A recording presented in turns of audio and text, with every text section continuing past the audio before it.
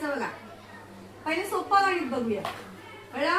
बघा 21 भागिले आहे 3. 21 भागिले 3 आहे. मग 3चा पाडा बोलायचा आपण. 3 1 3, 3 2 6, 3 3 9 बोला ना. 3 4 12, 3 5 15, 3 7 18, 3 7 21. किती बोटं आली? 7. किती बोटं आली? 7. मग ते 7 लिहायचे वरती आणि इथे लिहायचे 2121. एकातून एक गेला राहिला, दोनातून 2 गेले राहिले 0. आता ही पाड्यात येणारी संख्या आहे. आता बघा आपण 38 भागिले 3 घेऊया. 3च्या पाड्यात 38 येतात का? येतात का? नाही. मग पहिले या 3ला भाग लावायचा आपण. समजलं? पहिल्या यातल्या. मग 3 1 3 वजा 3तून 3 गेला राहिले 0. वरून उतरवले 8.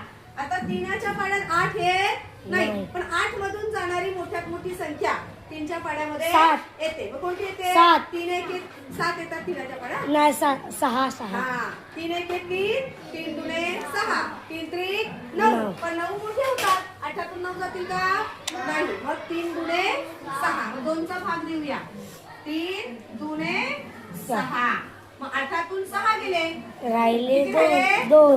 2 झाला गणित. म्हणजे भागाकार किती आला? 12. भागाकार किती आला? 12. आणि बाकी किती उरली? 2. समजलं कसं करायचं ते? हो.